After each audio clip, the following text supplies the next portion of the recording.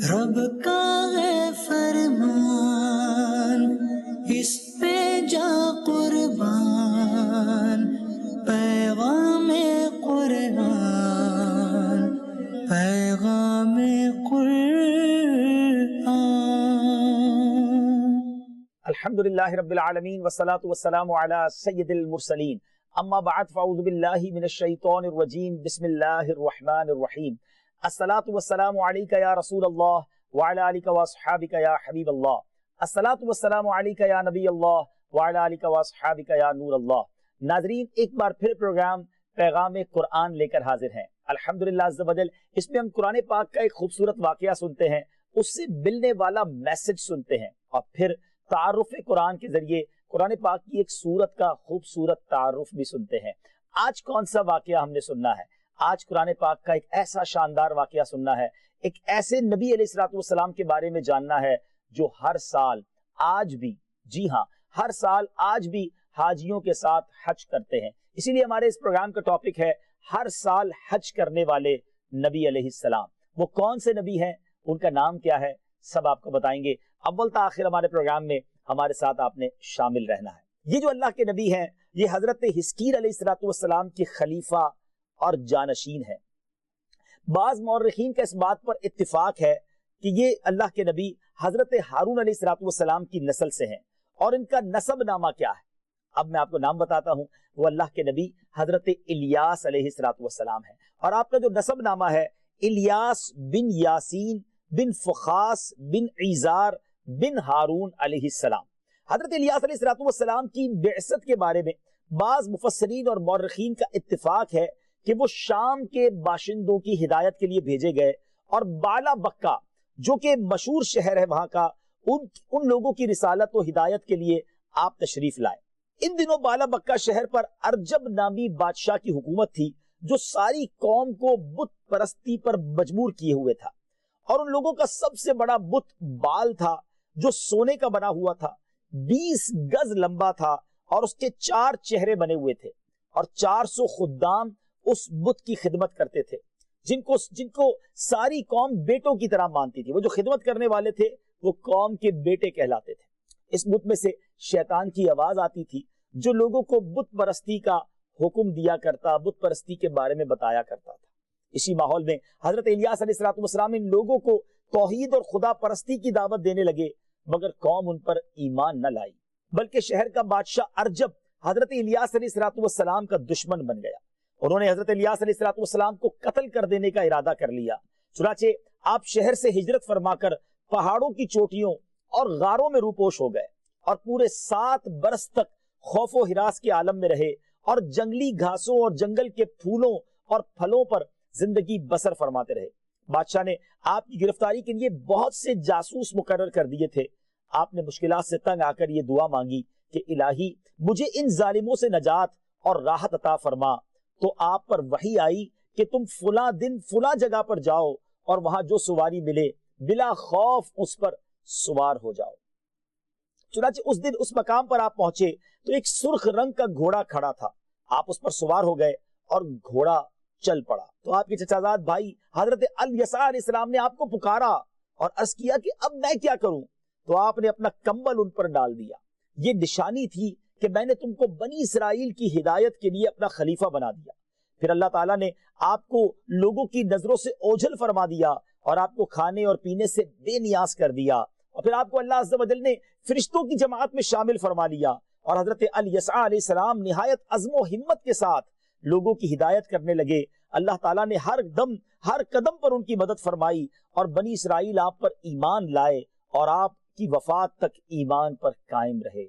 کیا کمال کی زندگی ہے حضرت الیاس علیہ السلام کی، کہ رب عز و جل نے آپ کو آسمانوں کی طرف اٹھا لیا، اور سبحان اللہ لوگوں کی نظروں سے اوجھل کر دیا، اور فرشتوں کی جماعت میں شامل کر لیا۔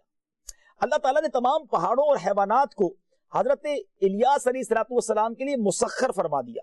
آپ کو 70 انبیاء کی طاقت بخشی۔ غضب و جلال اور قوت و طاقت میں حضرت موسیٰ کلیم اللہ علی نبینا علیہ السلام کا ہم پلہ بنا دیا۔ اور روایات میں آیا کہ حضرت الیاس اور حضرت خضر علیہ السلام ہر سال کے روزے بیت المقدس میں ادا کرتے ہیں، اور ہر سال حج کے لیے مکہ مکرمہ جایا کرتے ہیں، اور سال کے باقی دنوں میں حضرت الیاس علیہ السلام تو جنگلوں اور میدانوں میں گشت فرماتے رہتے ہیں، اور حضرت خضر علیہ السلام دریاؤں اور سمندروں کی سیر فرماتے ہیں۔ اور یہ دونوں حضرات آخری زمانے میں وفات پائیں گے جبکہ قرآن مجید کو اٹھا لیا جائے گا۔ یہ دونوں نبی آج بھی زندہ ہیں، ہر سال رمضان کے روزے بیت المقدس میں ادا کرتے ہیں، اور ہر سال حاجیوں کے ساتھ میدان عرفات میں ہوتے ہیں۔ کتنے خوش نصیب ہیں وہ حاجی جو میدان عرفات میں 9 ذوالحجہ کو حاضر ہوتے ہیں، لبیک کی صدائیں بلند کرتے ہیں، کیونکہ اس دن اللہ کے 2 نبی حضرت خضر اور حضرت الیاس بھی ان کے ساتھ میدان عرفات میں ہوتے ہیں۔ سبحان اللہ عز و جل۔ اب ایک بہت ہی خوبصورت واقعہ کہ حضرت الیاس علیہ السلام کی ایک موقع پر ہمارے آقا مدینے والے مصطفیٰ صلی اللہ تعالی علیہ وسلم سے بھی ملاقات ہوئی۔ سبحان اللہ، ہے نا حیرت ناک بات؟ آئیے سنتے ہیں۔ حضرت انس رضی اللہ تعالیٰ عنہ سے ایک حدیث مروی ہے کہ ہم لوگ ایک جہاد میں رسول اللہ صلی اللہ تعالی علیہ وسلم کے ساتھ تھے، تو راستے میں ایک آواز آئی کہ یا اللہ عز و جل تو مجھ کو حضرت محمد مصطفیٰ صلی اللہ تعالی علیہ وسلم کی امت میں بنا دے، جو امت مرحومہ اور مستجاب الدعوات ہے۔ تو حضور علیہ السلام نے فرمایا کہ اے انس تم اس آواز کا پتہ لگاؤ۔ تو میں پہاڑ میں داخل ہوا تو اچانک یہ نظر آیا کہ ایک آدمی نہایت سفید کپڑوں میں ملبوس لمبی داڑھی والا نظر آیا۔ تو جب اس نے مجھے دیکھا تو پوچھا تم رسول اللہ صلی اللہ تعالی علیہ وسلم کے صحابی ہو؟ تو میں نے عرض کی جی ہاں۔ تو انہوں نے فرمایا تم جا کر پیارے آقا علیہ السلام کو میرا سلام عرض کرو اور یہ کہہ دو کہ آپ کے بھائی الیاس علیہ السلام آپ سے ملاقات کا ارادہ رکھتے ہیں۔ چنانچہ میں نے واپس آ کر پیارے آقا علیہ السلام سے سارا معاملہ عرض کیا۔ آپ مجھ کو ہمراہ لے کر روانہ ہو گئے، اور جب آپ ان کے قریب پہنچ گئے تو میں پیچھے ہٹ گیا۔ پھر دونوں صاحبان دیر تک گفتگو فرماتے رہے اور آسمان سے ایک دسترخوان اتر پڑا۔ تو حضور علیہ السلام نے مجھے بلا بھیجا اور میں نے دونوں حضرات کے ساتھ میں کھانا کھایا۔ جب ہم لوگ کھانے سے فارغ ہو گئے تو آسمان سے ایک بدلی آئی اور وہ حضرت الیاس علیہ السلام کو اٹھا کر آسمان کی طرف لے گئی، اور میں ان کے سفید کپڑوں کو دیکھتا رہ گیا۔ سبحان اللہ، سبحان اللہ۔ نبی پاک اور حضرت الیاس علیہ السلام کی بھی ایک مقام پر ملاقات ہوئی۔ قرآن مجید میں حضرت الیاس علیہ السلام کا تذکرہ 2 جگہ پر آیا ہے، سورہ انعام میں اور سورہ الصافات میں۔ سورہ انعام میں تو صرف انبیاء کرام علیہ السلام کی فہرست میں ان کا نام شامل کیا گیا ہے، اور سورہ الصافات میں آپ کی بعثت اور قوم کی ہدایت کے متعلق مختصر طور پر بیان فرمایا گیا ہے۔ چنانچہ پہلے سورہ انعام کی آیت نمبر 84 سے 86 تک کی تلاوت سنتے ہیں، ترجمہ سنتے ہیں۔ وَوَهَبْنَا لَهُ إِسْحَاقَ وَيَعْقُوبَ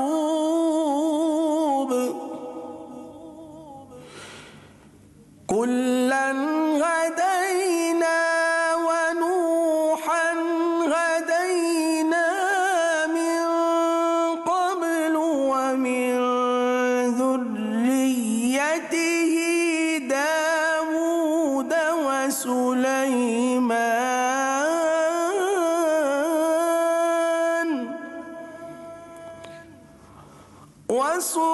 وسليمان وأيوب ويوسف وموسى وهارون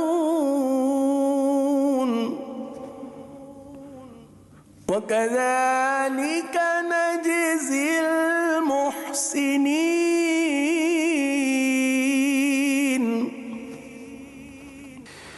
وزكريا ويحيى وعيسى وإلياس كل من الصالحين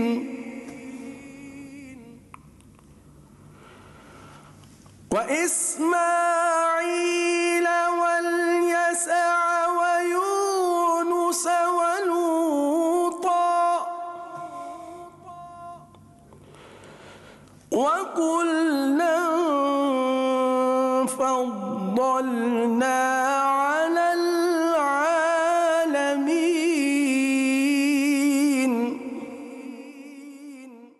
اور ہم نے انہیں اسحاق اور یعقوب عطا کیے، ان سب کو ہم نے راہ دکھائی، اور ان سے پہلے نوح کو راہ دکھائی، اور اس کی اولاد میں سے داؤد اور سلیمان اور ایوب اور یوسف اور موسیٰ اور ہارون کو، اور ہم ایسا ہی بدلہ دیتے ہیں نیکوکاروں کو، اور زکریا اور یحییٰ اور عیسیٰ اور الیاس کو، یہ سب ہمارے قرب کے لائق ہیں، اور اسماعیل اور یسع اور یونس اور لوط کو، اور ہم نے ہر ایک کو اس کے وقت میں سب پر فضیلت دی۔ اور اب آئیے سورہ الصافات میں جو اللہ تبارک و تعالیٰ نے ارشاد فرمایا، آیت نمبر 123 سے لے کر 132 کی تلاوت سنتے ہیں، ترجمہ سنتے ہیں۔ وَإِنَّ إِلْيَاسَ لَمِنَ الْمُرْسَلِينَ إِذْ قَالَ لِقَوْمِهِ أَلَا تَتَّقُونَ أَتَدْعُونَ بَعْلًا وَتَذَرُونَ أَحْسَنَ الْخَالِقِينَ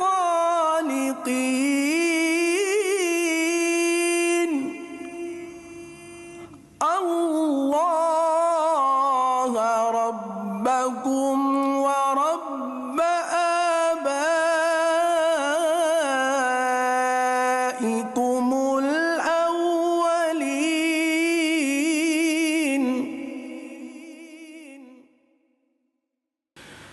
فَكَذَّبُوهُ فَإِنَّهُمْ لَمُحْضَرُونَ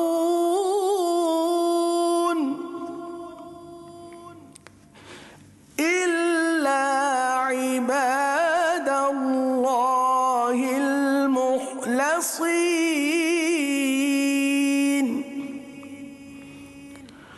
وَتَرَكْنَا عَلَيْهِ فِي الْآخِرِينَ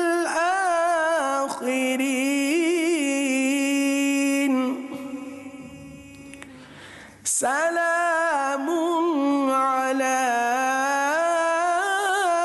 الْيَاسِينَ إِنَّا كَذَلِكَ نَجْزِي الْمُحْسِنِينَ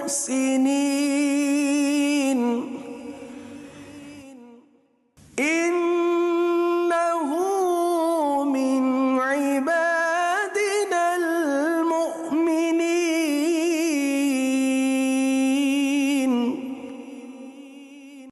اور بے شک الیاس پیغمبروں سے ہے، جب اس نے اپنی قوم سے فرمایا کیا تم ڈرتے نہیں؟ کیا بال کو پوجتے ہو اور چھوڑتے ہو سب سے اچھا پیدا کرنے والے اللہ کو، جو رب ہے تمہارا اور تمہارے اگلے باپ دادا کا؟ پھر انہوں نے اسے جھٹلایا تو وہ ضرور پکڑے آئیں گے مگر اللہ کے چنے ہوئے بندے، اور ہم نے پچھلوں میں اس کی ثنا باقی رکھی۔ سلام ہو الیاس پر، بے شک ہم ایسا ہی صلہ دیتے ہیں نیکوں کو، بے شک وہ ہمارے اعلیٰ درجے کے کامل الایمان بندوں میں ہے۔ حضرت الیاس علیہ السلام اور ان کی قوم کا واقعہ اگرچہ قرآن مجید میں بہت مختصر مذکور ہے، تاہم اس سے سبق کیا ملتا ہے کہ یہودیوں کی ذہنیت اس قدر مسخ ہو گئی تھی کہ کوئی ایسی برائی نہیں تھی جس کے کرنے میں یہ لوگ حریص نہ ہوں، باوجود یہ کہ ان میں مسلسل انبیاء کرام علیہ السلام تشریف لاتے رہے، مگر پھر بھی وہ بت پرستی اور ستاروں کی پوجا اور غیر اللہ کی عبادت ان لوگوں سے نہ چھوٹتی تھی۔ پھر یہ لوگ اعلیٰ درجے کے جھوٹے، بد عہد اور رشوت خور بھی رہے، اور اللہ تعالیٰ کے مقدس نبیوں کو ایذائیں دیتے رہے۔ ان کو قتل کر دینا، ایذائیں دینا ان ظالموں کا محبوب مشغلہ تھا۔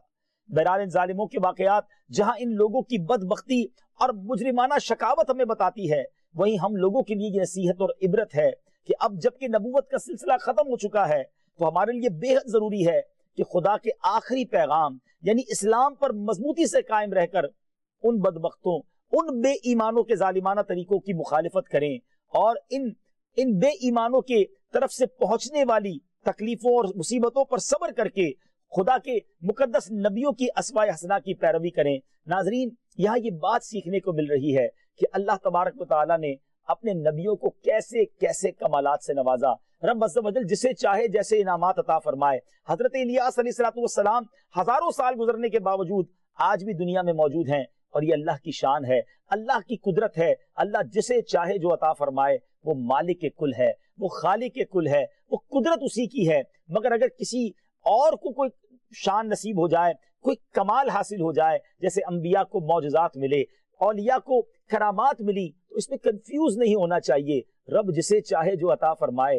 ایک بات کلیئر ہے کہ جو رب کا ہے وہ اس کا اپنا اور ذاتی ہے، اس کے علاوہ جس کے پاس جو کچھ ہے وہ رب کا دیا ہوا ہے، تو پھر کسی قسم کی کوئی کنفیوژن باقی بچتی نہیں ہے۔ تو بہرحال ایک بڑی امیزنگ پرسنالٹی، ایک بڑی حیران کن پرسنالٹی حضرت الیاس علیہ السلام اللہ کے نبی ہیں، اور سبحان اللہ ہمیں ان سے بھی پیار ہے، اور ان کی نبی پاک سے جو ملاقات کا واقعہ سنا وہ اور ایمان کو تازہ کرتا ہے کہ اللہ کے نبی، آخری نبی علیہ السلام کا مرتبہ کیا ہے کہ حضرت الیاس بھی ان کی بارگاہ میں حاضری دیتے ہیں۔ اللہ کریم ہمارے آقا علیہ السلام کے درجات میں اور بلندی عطا فرمائے، کروڑوں رحمتوں کا نزول فرمائے، اور نبی پاک کی تعلیمات پر ہم سب کو عمل کرنا نصیب فرمائے۔ ناظرین، وقت ہوا ہے ہمارے اس پروگرام میں ایک اور خوبصورت سیگمنٹ کا، جس کا نام ہے تعارف قرآن۔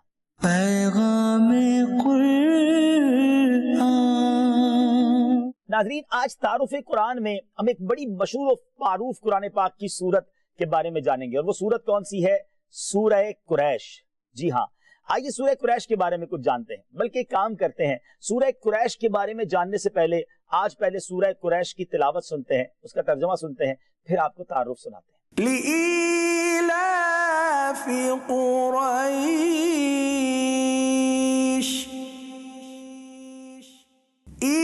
إيلافهم رحلة الشتاء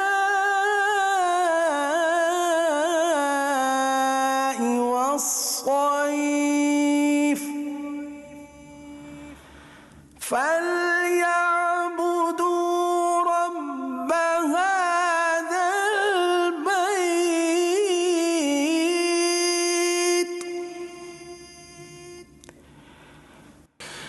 الذي أطعمهم من جوع وآمنهم من خوف۔ اس لیے کہ قریش کو میل دلایا، ان کے جاڑے اور گرمی دونوں کے کوچ میں میل دلایا، یعنی رغبت دلائی، تو انہیں چاہیے اس گھر کے رب کی بندگی کریں جس نے انہیں بھوک میں کھانا دیا اور انہیں ایک بڑے خوف سے امان بخشا۔ مقام نزول سورہ قریش زیادہ صحیح قول کے مطابق مکیہ ہے۔ رکوع اور آیات کی تعداد اس سورت میں 1 رکوع اور 4 آیتیں ہیں۔ قریش نام رکھنے کی وجہ، قریش ایک قبیلے کا نام ہے، اور اس سورت کی پہلی آیت میں یہ لفظ موجود ہے، اس مناسبت سے اسے سورہ قریش کہا جاتا ہے۔ سورہ قریش کے مضامین اس سورت میں بیان کیا گیا کہ اللہ تعالیٰ نے قریش کو تجارت کے لیے ہر سال میں 2 سفر کرنے کی طرف رغبت دلائی، اور ان کی محبت ان کے دل میں ڈال دی۔ اس لیے انہیں چاہیے کہ بتوں کے بجائے اس رب تعالیٰ کی عبادت کریں جس نے انہیں بھوک میں کھانا دیا اور انہیں کئی قسم کے خوف سے امن عطا فرمایا۔ سورہ فیل کے ساتھ مناسبت، کیونکہ سورہ قریش سے پہلے سورہ فیل ہے، تو ان دونوں صورتوں میں کیا مناسبت ہے کہ دونوں صورتوں میں اللہ تعالیٰ نے اہل مکہ کو اپنی نعمتیں یاد دلائی ہیں۔ چنانچہ سورہ فیل میں یہ نعمت یاد دلائی کہ اللہ تعالیٰ نے ان کے دشمن ابرہا کو ہلاک کیا جو کعبہ معظمہ کو گرانے آیا تھا، اور سورہ قریش میں یہ نعمت یاد دلائی کہ اللہ تعالیٰ نے ان میں تجارت کرنے کی رغبت پیدا فرمائی، اور سردی گرمی کے موسم میں انہیں دوسرے شہروں میں تجارت کے لیے سفر کرنے پر تیار کیا۔ سبحان اللہ۔ تو امید کرتا ہوں کہ اب قرآن پاک پڑھنے کا اور ذوق پیدا ہوگا۔ مزید تفصیل سے قرآن پاک کے بارے میں جاننے کے لیے شاندار تفسیر قرآن صراط الجنان کا مطالعہ کیجئے۔ یہ تفسیر قرآن کہاں سے ملے گی؟ آپ ویب سائٹ اسکرین پر دیکھ رہے ہوں گے، آپ اس ویب سائٹ سے اسے ڈاؤن لوڈ بھی کر سکتے ہیں، اور قریبی مکتبۃ المدینہ سے طلب بھی کر سکتے ہیں۔ اللہ پاک مجھے اور آپ کو قرآن پاک کا شوق نصیب فرمائے، ہمارے دلوں کو نور قرآن سے منور فرمائے۔ مدری چینل دیکھتے رہیے، اگلے پروگرام میں پھر ملاقات ہوگی۔ صلو علی الحبیب صلی اللہ تعالی علی محمد صلی اللہ علیہ وسلم۔ رب کا ہے فرمان، اس پہ